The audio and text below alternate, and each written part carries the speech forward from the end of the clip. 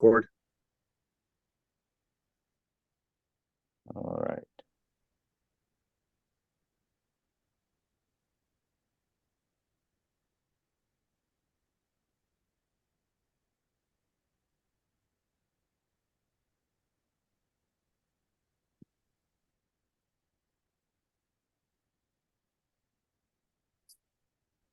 Okay, so welcome to the Florida Civic Advanced webinar series highlighting civic health initiatives around the state and across the country.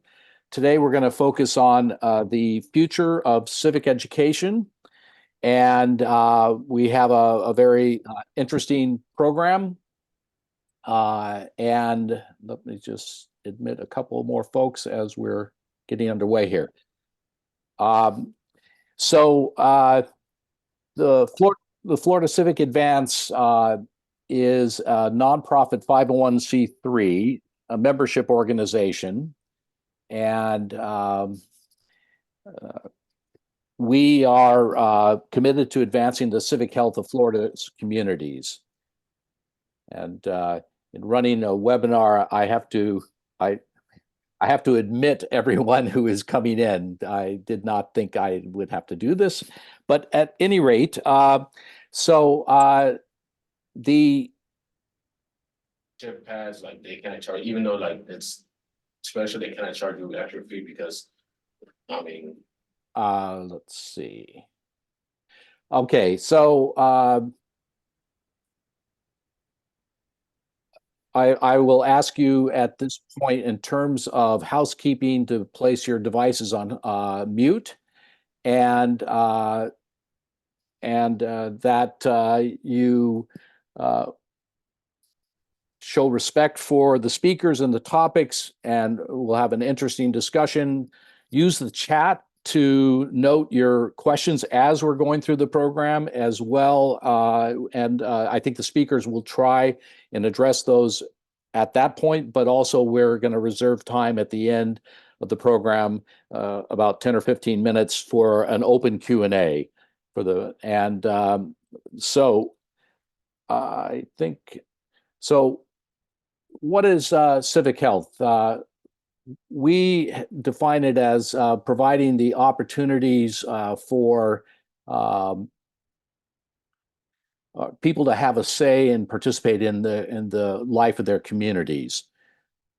Yeah, sorry about this.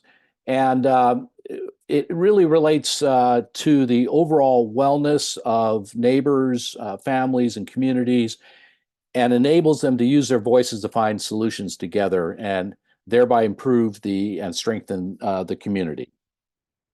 The research has indicated that communities with strong indicators of civic health have higher employment rates, stronger schools, more responsive local governments, better individual health, and their residents live longer and healthier lives. So the challenge for Florida, as the Florida Civic Advance sees it, is that we are the third largest state in the country in terms of populations, but have the lowest in terms of rating for civic health. And you can see from these figures that are the more recent data figures that the Civic Health Index produces. We are 50th in the nation for volunteering as a statewide, 49th to belonging to civic organizations or community organizations, 50th to donating to charity, helping neighbors fix a problem. So we're at the wrong end of this scale, and the Florida Civic Advance is about advancing the civic health of communities to improve this profile that was mostly based on data from around 2015, 2016, the latest data that we have in terms of the program. So Florida Civic Advance, this is an infographic that really just lays out a broad level of their strategic framework in terms of their strategic priorities, as well as the values and mission and vision. And it's available on our website if you would like to review that further. And then I'm honored to be able to present the speakers on the panel today on the future of civic education. Danielle Allen joins us as an American political scientist and theorist based at Harvard and directs the Allen Lab for Democracy Innovation. She ran for governor of Massachusetts in 2022. And she was the former director of the Safra Center for Ethics at Harvard. She has had an illustrious career. She's professor at the Institute for Advanced Studies at Princeton. She was a MacArthur Foundation Fellow. She chaired the Mellon Foundation, and she co-chaired the Bipartisan Commission on the Practice of Democratic Citizenship of the American Academy of Arts and Sciences. She served as chair of the Pulitzer Prize Board, and she's a graduate of Princeton, cum laude, and got her PhD from Cambridge and did some graduate studies at Harvard. She initially taught at University of Chicago, and then Princeton, and then Harvard, where she presently is. So welcome to Danielle. And Dennis Ross, who serves on the Florida Civic Advance Board, is the director of the American Center for Political Leadership at Southeastern University, and is based in Lakeland. He's a former congressman. He served between 2010 and 2019, 4 terms, and also served as a state representative in the state legislature from 2000 to 2008. He got a degree in undergraduate degree from Auburn University and studied at Samford University's Cumberland School of Law. He was born in Lakeland, so a lifelong citizen of Lakeland. And in the past, he is in his law practice served with Holland and Knight, and also was in-house counsel for Walt Disney World. Steve Masyada is the director of the Lou Fry Institute and also the director of the Florida Joint Center for Citizenship. He's been serving in that role in terms of the Joint Center from 2014, and he's been serving as the director of the Lou Fry Institute for the last couple of years. And I think online here is Doug Dobson, the former director of the Lou Fry Institute for about 20 years. And Steve has had a career of, he got a university doctorate from the University of Florida, a master's from the University of Florida in education, and is a national expert in civic education curriculum in particular. So Steve, I'm going to turn it over to you as a moderator, but before that, I will just say the registration forms that are submitted for the webinar, we asked a couple of questions, or asked a question about what did you want to learn from today's effort. So these are the responses, the who, the what in terms of current trends and design challenges for effective instruction, et cetera, and the how, which I would say required an entire slide for the how, and you can look at some of those ideas, and the speakers have all looked at these in advance, so they are aware of your interest in what you want to learn, and we'll proceed and hopefully be able to touch upon and meet those expectations for learning today. So Steve? Sure, thanks. I appreciate it, Bob. And if you would please make sure that Dr. Allen has share privileges for the PowerPoint so that she can direct it as she needs to. Thank you very much, ladies and gentlemen. I look forward to talking with you today. So here's how basically this conversation is going to work. Dr. Allen is going to go over the Educating for American Democracy roadmap, which is a fantastic effort at a consensus on civic education. And then essentially we're going to have a discussion between Dr. Allen and Congressman Ross over civic education, both in Florida and beyond. We have some questions that will guide that discussion that include both questions that have been provided by you and questions that we sort of have that are generally facing the civic education field today. So with that being said, it gives me great pleasure to turn this over to Dr. Danielle Allen, who is going to talk with us about the Educating for American Democracy framework. Dr. Allen? Terrific. Thanks a lot, Steve. I appreciate it. And Bob, I think I could probably just ask you to advance the slides. Is that okay to do it that way? So it's a pleasure to be with everybody today. It's really exciting to share the Educating for American Democracy roadmap with you. I'm going to be pretty brief on what it is, and then I will say a few words as well about how we developed it and some of our key experiences in that. We'll talk about that more in the conversation too, I think.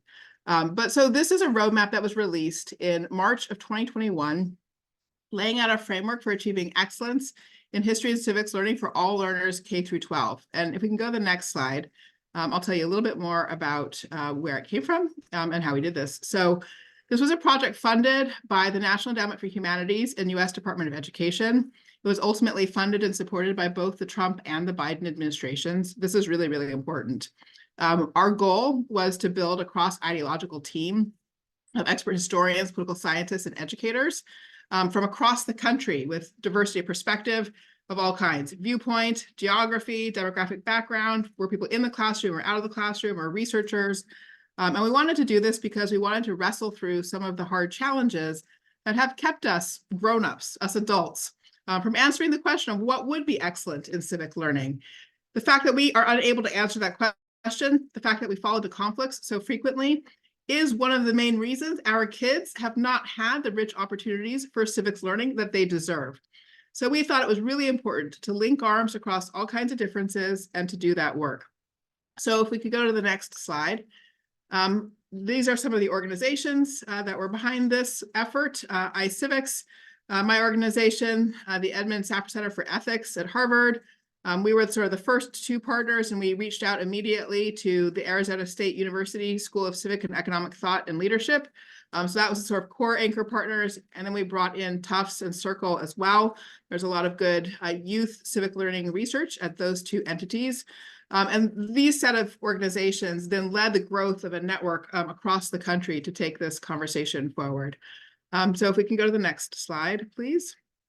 So the result is a roadmap that does explore the what and how of teaching civics. And the goal is to build students' knowledge and capacities to sustain America's constitutional democracy. If we can go to the next slide, I'll spend a little more time on these themes. Actually, sorry, if we go back to the previous slide, I apologize. So the roadmap, we wanted, as I said, to answer that hard question of the what. And so it's organized with 7 themes, starting with civic participation there at 1 o'clock on your screen, then Our Changing Landscape, We the People, A New Government and Constitution, Institutional and Social Transformation, A People in the World, and then finally at 11 o'clock, Contemporary Debates and Possibilities. When I list out those themes, what you can hear is a blend of the idea that civic education is for the sake of our stepping into our responsibilities as citizens. It's not just learning for learning's sake. It is learning for the sake of being an active citizen. But that depends on core content knowledge, basic disciplinary knowledge in history and political science, our institutions of government and how they've changed over time. What we do, though, is we don't answer the questions of exactly what in detail should be taught. We provide a framework of questions, an inquiry framework structured by grade bands. So what we really are doing is laying out the questions that every kid should have the chance to encounter over the course of their K through 12 education. So if we go to the next slide, please. So it is then an inquiry framework. It's not, standards. It is not a curriculum. It is rather, as I said, a set of questions that we think every kid should have the chance to encounter. And then in addition to the questions, there are a set of design principles to guide educators as they think about taking these questions and developing curriculum that's responsive to them, or to support state standards writers who might take the framework and think about how they might make use of it to support their thinking about state standards. The design principles are really trying to bring to the surface some of the hardest tensions in doing the work of civic education. and to give people a sense of the sort of guidelines we're trying to stay within. The reason there are design principles, that is to say general sort of guidelines, is because we recognize different decisions need to be made in different contexts. And so what you really need is people who understand their local context, who have some shared goals. Those are the design principles. And then they figure out how to answer in their context how those principles might be executed. So to give you one example, the roadmap really focuses on reflective patriotism. And so this requires being able both to celebrate the accomplishments of the country and also be clear-eyed about places where we failed and can improve. And so how exactly do you manage the tension between those two things? There's no once and for all answer to that question. Instead, there are a lot of context-specific answers, but our goal was to really articulate that design principle so that people can understand the job is to do both things, and we can do both things and keep them in relationship to each other. All right, if we could go to the next slide, please. So the roadmap is very flexible as a document. It can be used by individual educators to think about specific lesson plans. It can be used by schools to think about a curriculum for a whole unit or a whole grade. It can be used by districts or states to design instructional standards. So that's a really important part of it. And we're really working now in implementation to try to help those sort of different users, access the document in the ways that make sense for them in their context. We work on telling America's plural yet shared story. We were very motivated by our motto, a pluribus unum, for instance, and that shows up throughout the roadmap. As I said, we were working to cultivate reflective patriotism, and the work is organized across grade bands. Lastly, there's also a pedagogy companion that goes with the roadmap that includes sort of articulation of key pedagogic strategies. It's kind of it can be a sort of mental mindset shift for educators to shift to an inquiry-based approach to education. So the pedagogy companion is meant to support that and help people begin to make that transition. So if we could go to the next slide. So these are some of the features of the pedagogic principles. Excellence for all right? High standards across the board for everybody is where we start. That's the goal. That means bringing a growth mindset to the work for both students and educators. It's important to build an EAD-ready classroom and school. That's really about professional development for educators. Educators themselves need a lot of content knowledge in this domain, and so really preparing them to succeed in this space is important. As I said, there's emphasis on inquiry. Also, the fact, again, that we're learning in this space, not just to be holders of information, but also to become responsible citizens. So it's important as well that there be elements that are about the practice of constitutional democracy and student agency. And then lastly, we put an emphasis on continuous improvement, both in terms of the quality of the curriculum, the quality of the pedagogy, and for students, that they should be getting formative assessment along the way and not just a final high stakes assessment at the end of their journey of civic learning. So if we could go to the next slide. So I've been over the 7 themes already, so I think we may be at the end of my presentation of what's in the roadmap. Steve, would you like me to share a story now about how we did the work of wrestling through some of the hard questions, or would you like that in the conversation? Well, actually, that would be great. Yeah, let's go ahead and if you'll stop sharing the screen, please, Bob, that would be great. Yeah, please feel free to share the story, really, in wrestling with these difficult questions. Sure. So I'll just tell one story because I know we're all eager to hear from Congressman Ross as well and to have the conversation. But as I said, we started first with just a small group of 6, and we were a cross-ideological group from the get-go. So folks more on the left side of the political spectrum, but folks definitely on the right side of the political spectrum. So we were a real bridge-building group. And the reason we were able to come together was because we had a shared sense of urgency about the need for our kids to have those opportunities for civic learning, and a shared sense of urgency about the fact that this wasn't happening. So when we decided to work together, we said to each other, look, we know there's lots of stuff we probably disagree on. We're going to hit disagreements. But what we're going to do is, A, we're going to link arms because we're committed to that common purpose of our kids getting the rich civic learning they deserve. And B, when we hit the things we disagree on, we're going to stop. We're going to just take the time to wrestle it through until we can find a compromise. And we're going to commit that we're not going to paper over disagreements. We're not going to try to force some people to go along with other people's things.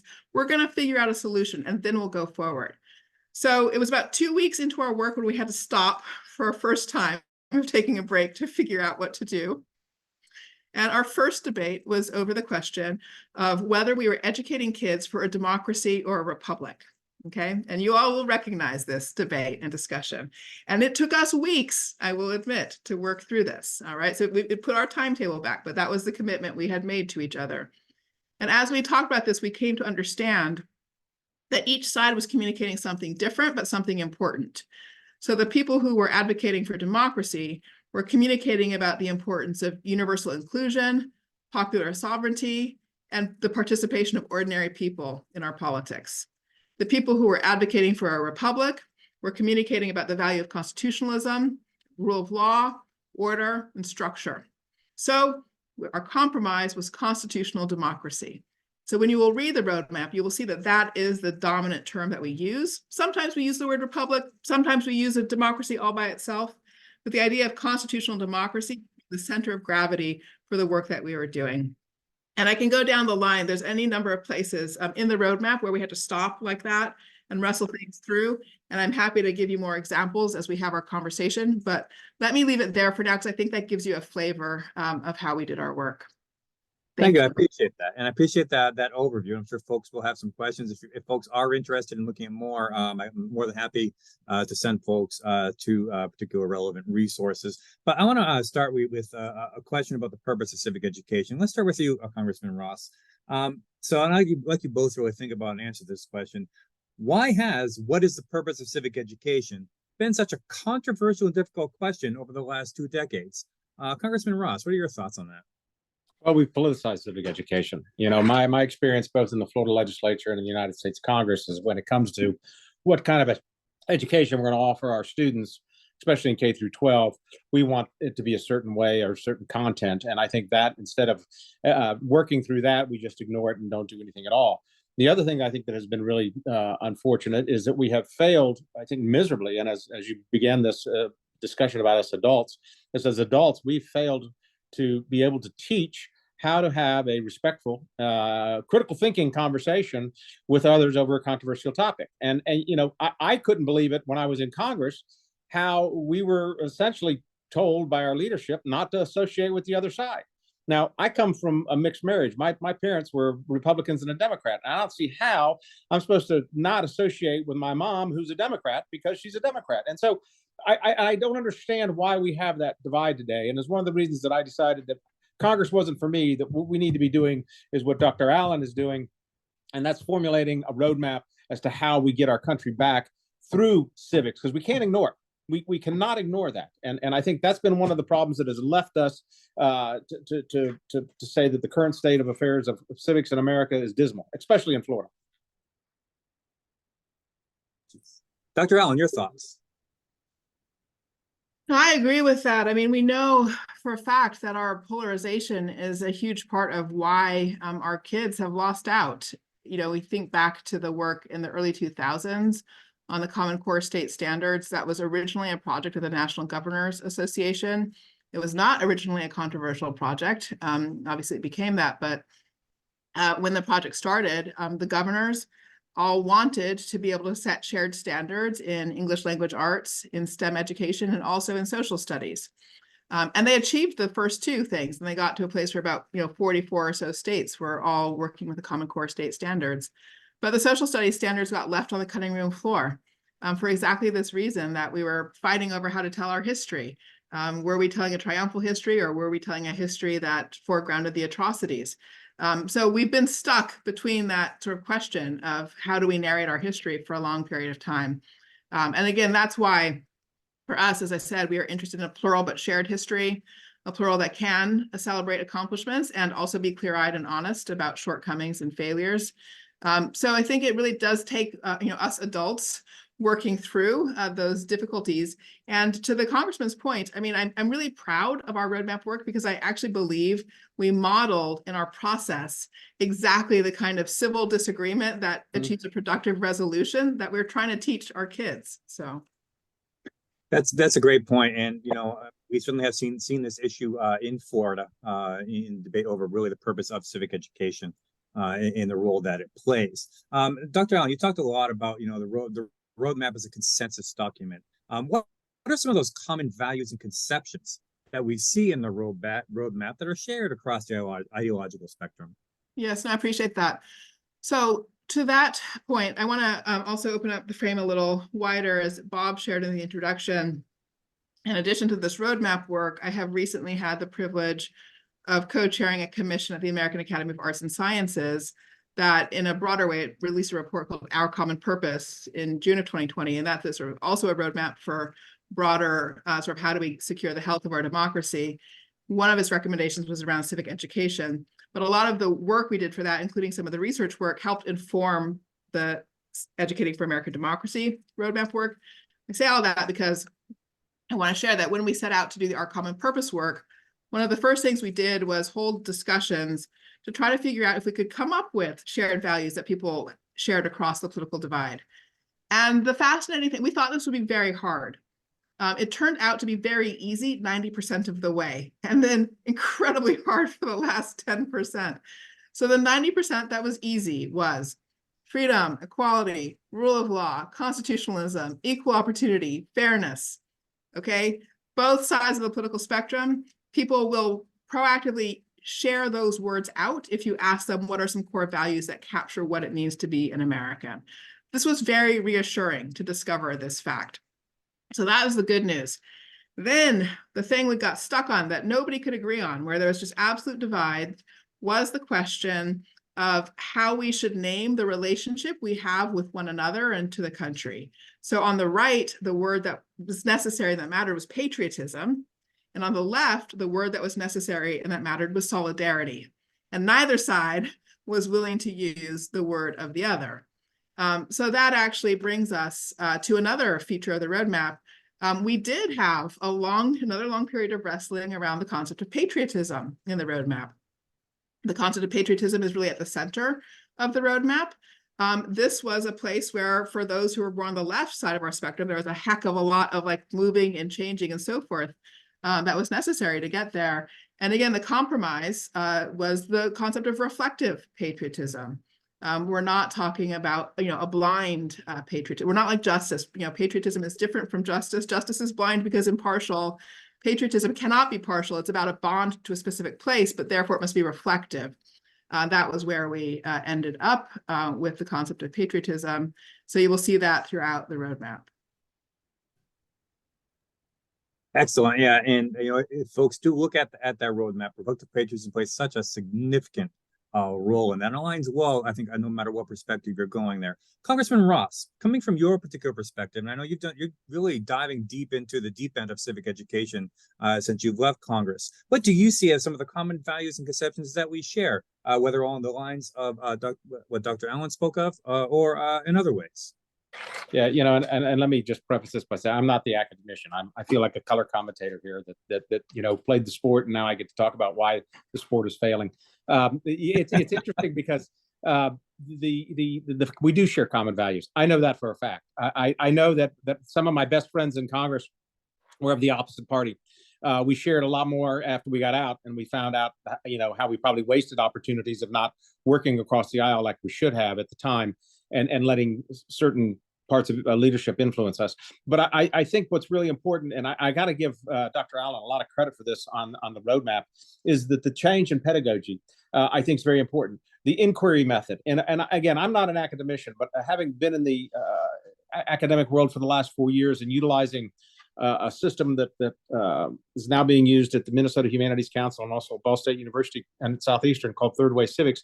That pedagogy is an inquiry method, and it uses primary source material, which is even better because there you don't have to worry about an author tainting the message. And the inquiry method really gets the students interested, and that helps them learn. So I've got to laud you, Dr. Allen, on what you've done with the roadmap, because I think even qualifying it as saying this is not a national standard, this is a roadmap. And that takes some of the politics out of it, and it still raises the awareness of how important civics education is in order for a nation to continue to thrive. Well said. And, a question actually popped up that's related to what you guys just said. What do you see, and both of you feel free to answer this, what do you see as a difference between patriotism, Dr. Allen, and solidarity as it relates to civic education for K-12? So that's super interesting. I appreciate the question. And as I said, when we hit places where there were sort of two really opposing views, we didn't pick between them. It was the third way, to use the congressman's language. Like, we broke through, right, to sort of another place. So reflective patriotism was where we broke through on patriotism.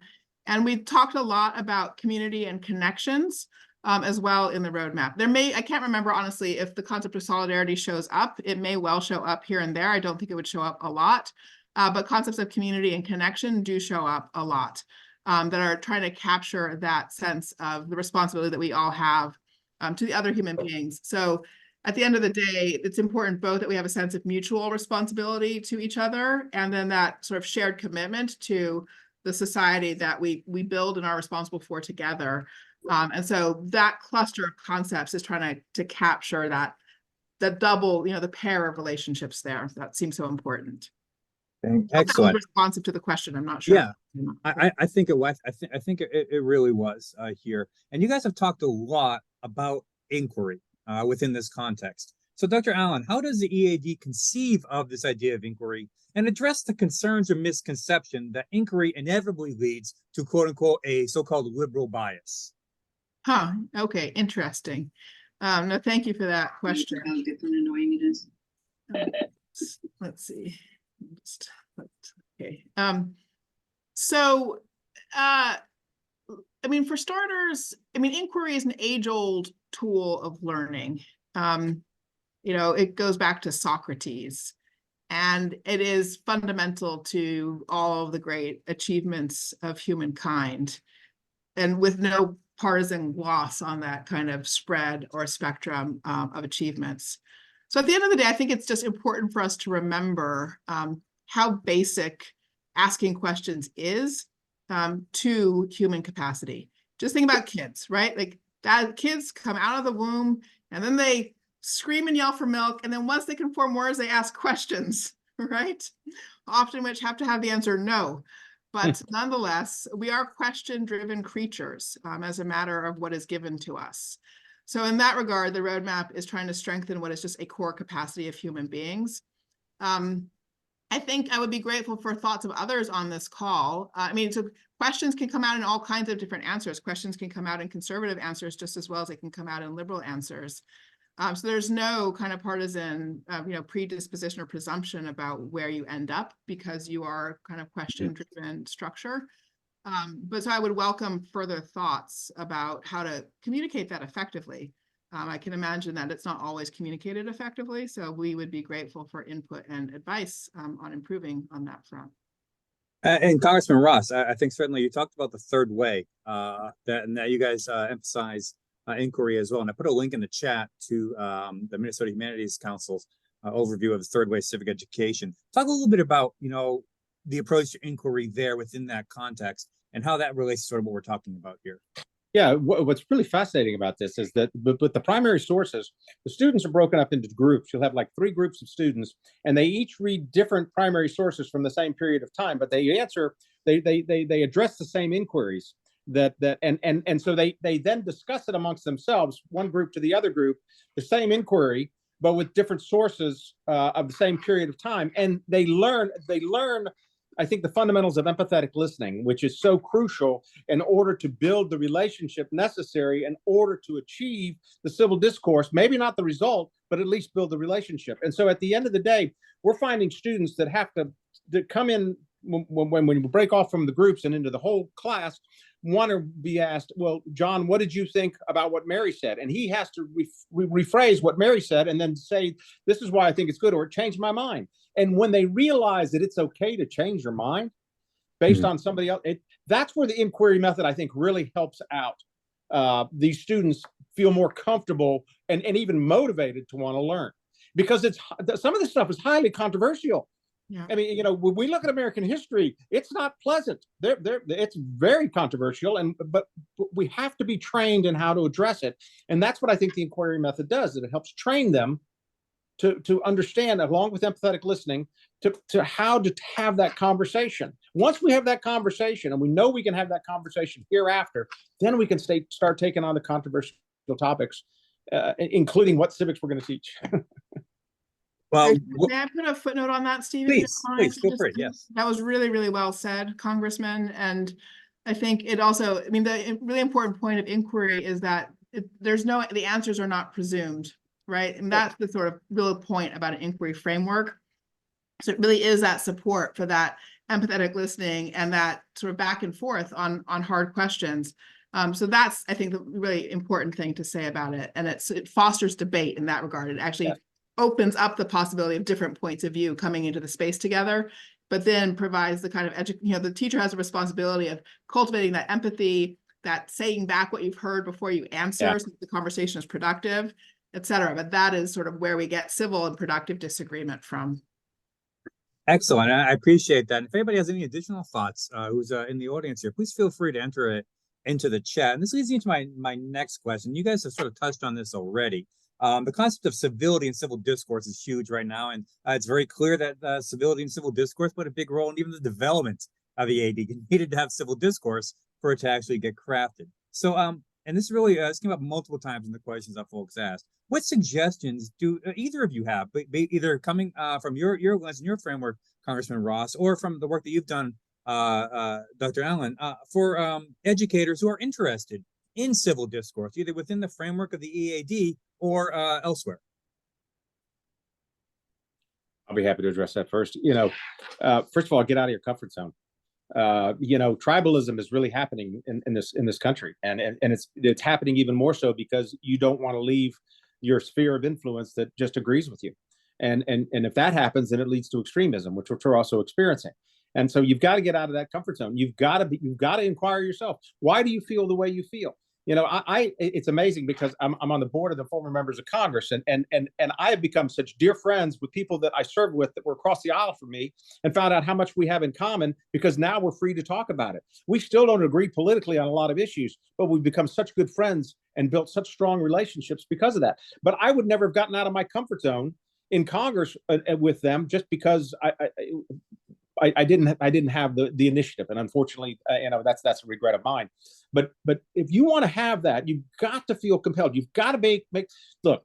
The fundamental thing is I've got as much chance changing your mind as you do mine, and if we know that going into it, then I have to make sure I deal with you with the respect that I deserve, and then we start the conversation. And I think finding common ground is one of the best things. Using humor is one of the most disarming things to do, especially self-deprecating humor. These are fundamentals, I think, that lead to a good process of civil discourse that at the end of the day, you may not agree, but you also know that at the end of the next day, you might have an issue that you need to agree on. So whoever may be your adversary today, might need to be your advocate tomorrow. Dr. Allen. No, thank you. I mean, I agree in substance with everything the Congressman has said. And so I think what I might do is supplement it by just directing people to some concrete resources as well that are, also align with those principles. So there's, in addition to the third way curricular efforts that the Congressman is talking about, there are organizations like Braver Angels, which for many years now have worked to make resources available to help people learn how to do that bridge building and support those productive conversations. There's also an organization called the Bridge Alliance, which is similarly making all those kinds of resources available.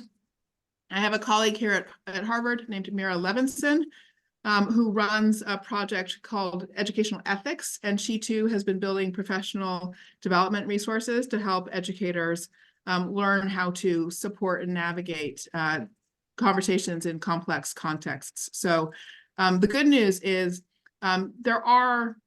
we can learn how to do this work. And there is a growing number of resources available to support that. And so everything I just named is in some sense EAD aligned. I mean, they may not be officially part of the kind of EAD universe, but they're operating in an aligned spirit. And I would encourage folks, I have a number of resources as well, happy to share, and I'll put my email in the chat afterward. I'm always happy to share. And the Wu-Fly Institute has been starting doing some work in civil discourse as well. And we're actually hoping for the opportunity to work with Congressman Ross and his institute as well here this coming year around this concept. We have a couple of questions in the chat, but I want to sort of wrap up our moderated discussion here on how each of you would define the current state of civic education, both in Florida, which I think Dr. Ross, you can probably address more generally, and nationally. Dr. Allen, how would you sort of define the current state of civic ed nationally? Terrific. Thank you for that important question. I would say we hit bottom a couple of years ago and we're headed back up. That would be my shorthand for where we are. So I think it's worth people's recognizing that we really have lived through, roughly speaking, a 70-year decline of investment in civic learning. So this really started at the end of World War II, not intentionally. It was a kind of accidental byproduct of the fact that winning that war required massive investment in the sciences, in research universities, in order to build the atom bomb. And that sort of set a dynamic in motion of investment in science education, and that at the higher ed level, and that flowed down through the K through 12 level. The Soviet Union's launch of Sputnik led to a further investment in science education. Economic competition with Japan in the 80s, further investment in STEM education. So we kept building up STEM education, and just sort of by default, necessary default, civic education fell farther and farther behind. And so we reached a point about 2 years ago where every year we spend about $50 per kid, federal dollars, on STEM education and 5 cents per kid on civic education. Recently, however, Congress appropriated new monies for civic education. And so we're now at 15 cents per kid for civic education. So it's still, we have to support both STEM and civic eds, and it's not all about federal funding. I just use that as a kind of metaphor for where we are. But the point is that we hit bottom and we're headed back up. So that's good news. Excellent. I have high hopes for the future. Congressman Ross, your thoughts? Well, the state of Florida, I can just speak anecdotally, but I think some of it's pretty accurate, is we've spent more money now than we've spent in a long time on civics in history. But we're doing it, I think, to try to reinvent the wheel with new centers instead of taking our existing resources and collaborating those resources together to use those dollars more efficiently. I'm concerned about the content that might be tied to the dollars that come through to build these centers and to create this civic education. That has me concerned. And I think that these institutions need to be independent, but yet encouraged to collaborate with each other to reach the same goal that we're all trying to do and increase civic health and civic participation and a better nation. One of the things I did when I was in Congress, which I is anecdotal as well, is then Congresswoman Gwen Graham, who's now an Assistant Secretary of Education at DOE, she and I filed a joint resolution to encourage, not mandate, encourage high schools and to offer the Immigration and Naturalization Citizenship exam, which is required if you want to become a naturalized citizen. It never even got a hearing. There's no money needed for that. It's online. But it showed a lack of interest, and why do that? I think people were afraid they'd fail it, which they probably would. And so we haven't given it the proper consideration, and I think the proper challenge to come together as educators to work to the common goal. Instead, we're still more competitive, I think, and we're competing for dollars and not collaborating for concepts. Right. I think both of you make some excellent points here. One of the things I just want to throw in there too, based on what I've seen and do, is we definitely have different, depending on the state that you're in, we have different conceptions or approaches to civic education. Compare and contrast, for example, how we approach civic education in Florida, as opposed to how Massachusetts, my home state, approaches civic education. Two very different visions and approaches there, ultimately with the same goal of creating a next generation of knowledgeable, engaged citizens, but take two very different approaches. And I think that's an interesting thing to think about as well. Now, we do have a question in the chat, and I would encourage folks as we wrap up here, if you have additional questions, please put them in. But one of our audience members asked for you, Dr. Allen, how is the roadmap curriculum? And I want to point out again, it's not necessarily a curriculum, right? It's a collection of strategies and approaches being made available to schools. How do teachers and education administrators learn about this? There you go. Sorry about that. I put a link in the chat to the website, and that is the primary vehicle for dissemination. We do work also to spread the word. So we have a large network of about 300 champion organizations around the country. that are in every state. And so they are carrying the message about educating for American democracy. We also attend various other professional conferences, for example, NCSS and the others, in order to make sure that educators have the chance to learn more about the roadmap. And very recently, we are fortunate to have two major projects. We had funding from the National Endowment for the Humanities to run a K-5 pilot program. So we were able to make 5 awards to specific sites, but we put out a call for proposals. So that spread the word. We had a lot of applications, maybe 150 or so applications around the country to build things that would be aligned with the roadmap. I think there may be one in Florida, actually, that won. I need to track that down and give you that information.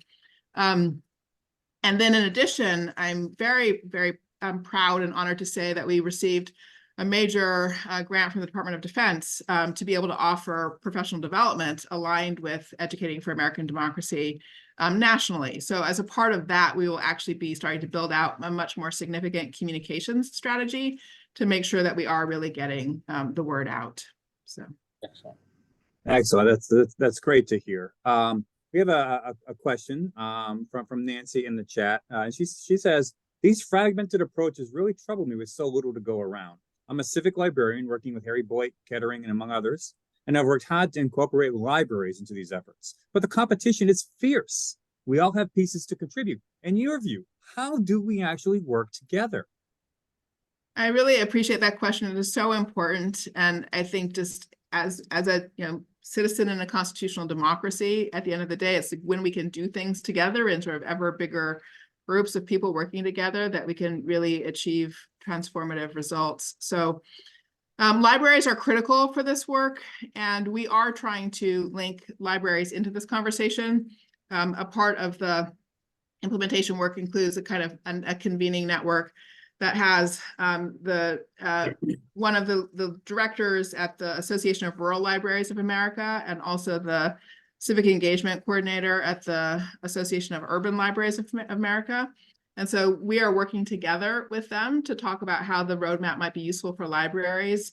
And so in fact, I think we've submitted a proposal for a panel at the American Library Association next June to try to have that conversation.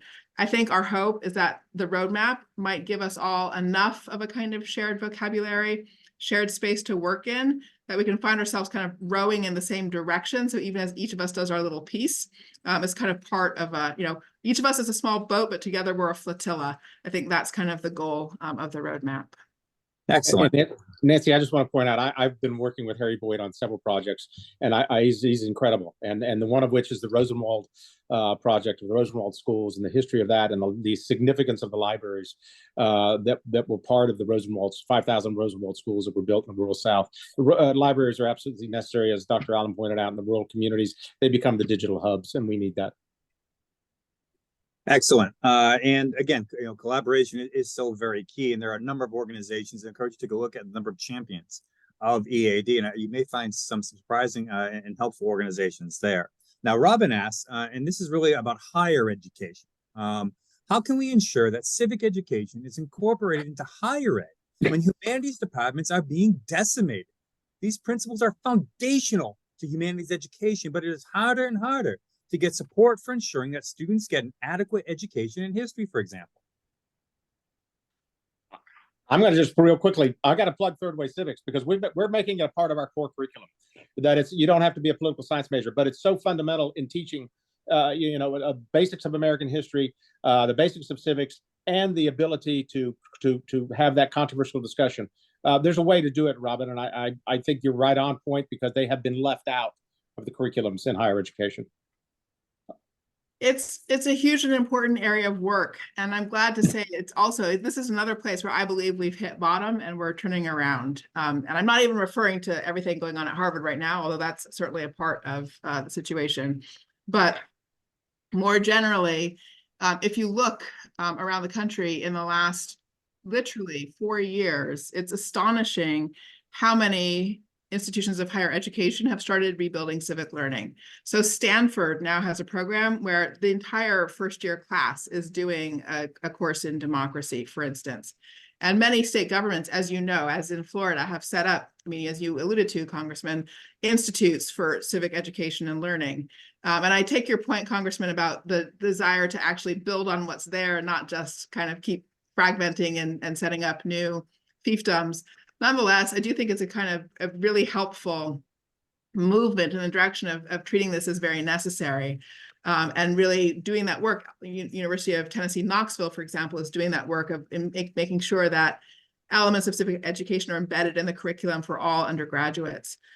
So I do think we've turned the corner. The motivation there is now, the motivation is now there to do this work. And now it's really a question of how we do it. So one last thing I'll say, you'll be able to tell that I'm kind of obsessed with this subject. It's like I keep listing all these different things. So I'm also fortunate to be one of the program co-chairs for the American Political Science annual meeting, which will be held next September.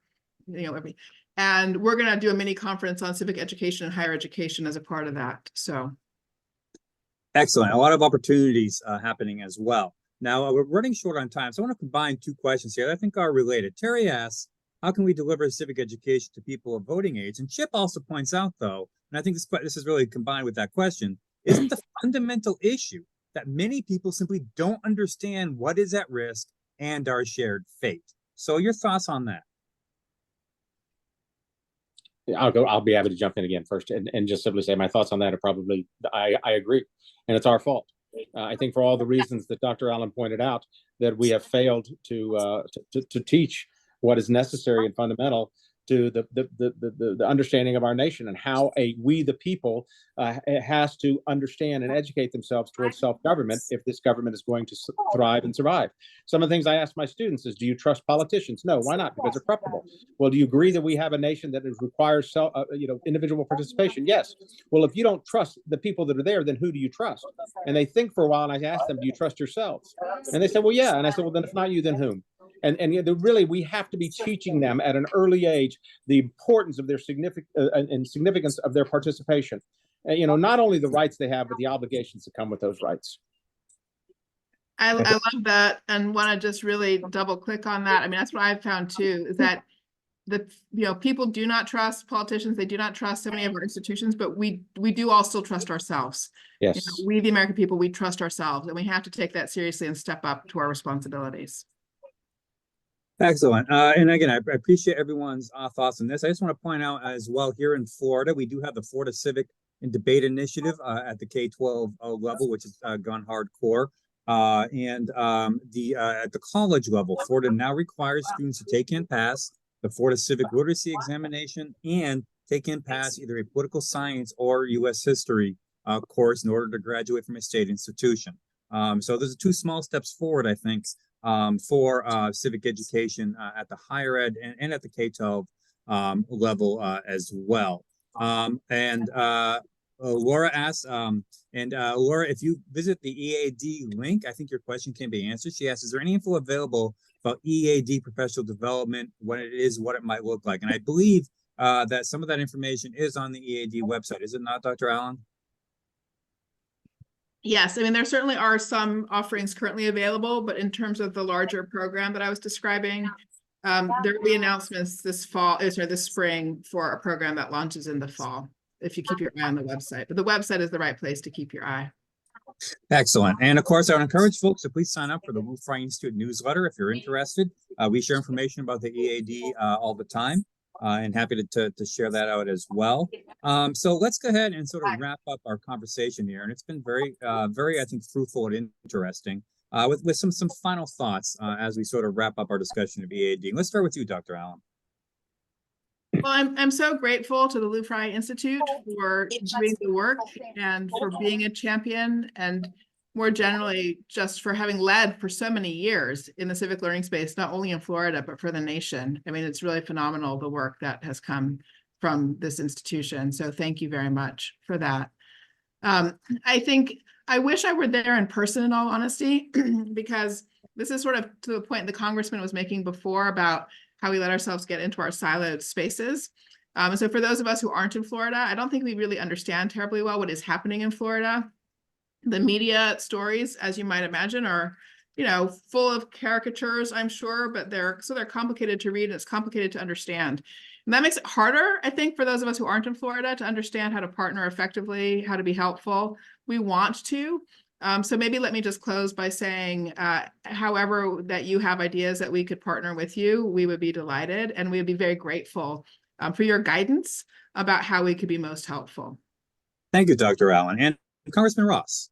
In closing, I will tell you, then I told this at a luncheon today with some of my local leaders.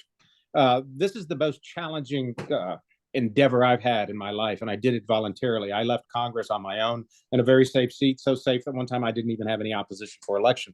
But I also found that it wasn't fulfilling because there was something fundamentally wrong with the fragment of our country. And I think it has to do with the fact that we are failing to teach this next generation the importance of their involvement, and we need to be the role models that they need to emulate for the right reasons in order to make this happen. So I laud all of you all that are out there in this common goal of trying to make sure that we restore, or at least go back to the fundamentals if we've ever had them, I guess, and when you look at our history, at least acknowledge that we are we the people driven form of government that requires cooperation and compromise. Thank you both for a really fascinating conversation. I'm going to turn it back over to Bob Jones, who will sort of talk some about the FCA. Bob, there's a question in the chat for you, sir. Does the FCA work at all with the Florida Civics and Debate Initiative or the Florida Civic Literacy Excellence Initiative? So that was a question in the chat from someone as well. So we have been convening across the entire civic space and have not, this is the first webinar that we've done on civic education. We did several of our summits. We had civic education focused on in 2017, but we haven't really been active in civic education in the space. And I think I'm going to take that back to our board to explore how we can do more. And Dennis, who serves on the board, is both a hero for us in terms of civic education and the passion that he has. And so I think this is something that we need to consider. And at this point, we have not been active in that space with those organizations. So I'm just going to mention in the last moment here, we do have a continuing webinar series. We've have had a lot of really interesting, typically 1-hour conversations on different areas. And I encourage you to take a look at that to see what we have done in the past. And then just in terms of, we are a membership organization, and we welcome anyone who would like to become a member, either as an individual or representing organizations. So we have a whole scale of that. And these are the website information. And finally, I want to thank Danielle and Dennis and Steve. Excellent program, really very helpful inquiry mode in terms of trying to understand how civic education has been developed and the history as well as the future. And so I'm going away from this conversation really optimistic about the future. And I think I want to thank all of the speakers for their time and contributions in this. So with that, I'm going to adjourn the webinar, and we'll be posting this webinar in the next day or two on the Florida Civic Events website, so that those who hadn't seen it or were started and dropped off can pick it up and learn from this incredible set of discussions regarding the future of civic education. So with that, thank you very much. Thank you all. Thank you. Thank you. Thank you all. Have a great day. Bye-bye.